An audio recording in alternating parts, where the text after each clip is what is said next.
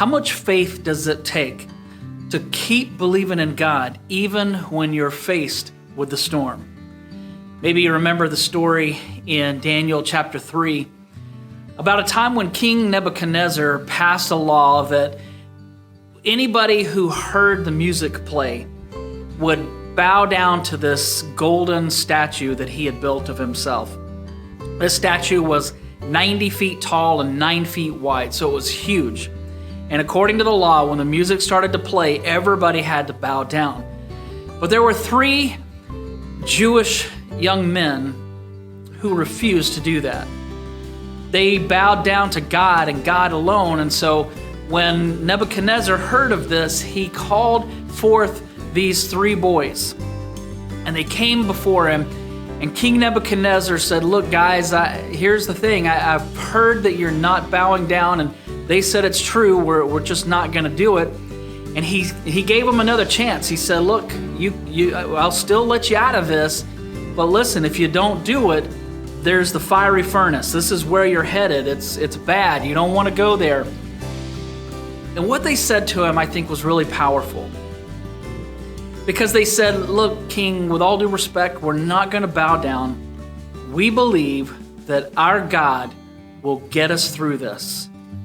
But even if he doesn't, we still will keep believing in him." Now, of course, as the story goes, the king got mad, threw him in the fiery furnace, and God did intervene and saved him from the furnace. And the king was so amazed that he passed a law that anybody who says anything bad about the God of Shadrach, Meshach, and Abednego would be killed.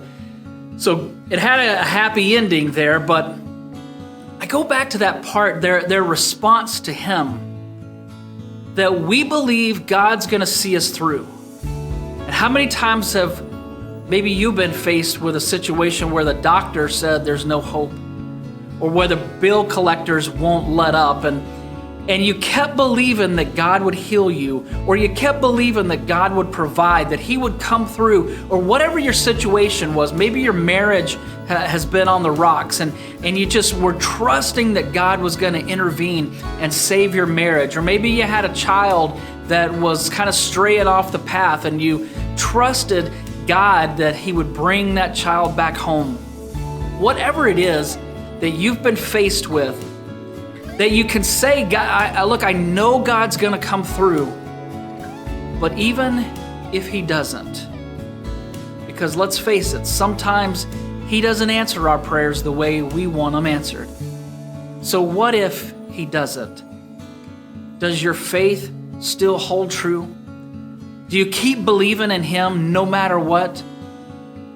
Because there's a difference between saying, "I believe in him," and then when God doesn't answer the way we want, we walk away and saying, "I believe in him, but even if he doesn't come through like I think he's going to, I'm still going to keep believing." Some of you are watching this and we've never met, so I don't know what you're faced with. But God knows exactly what you're faced with, and he cares deeply about your situation and about you. So keep believing in him and develop that ability to say, "Look, God, I believe you're going to come through for me. But even if you don't, it is well with my soul. I'm going to keep believing in you no matter what happens." Keep the faith. Don't give up. There's still hope.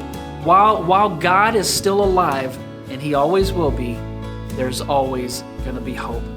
Keep believing. God bless.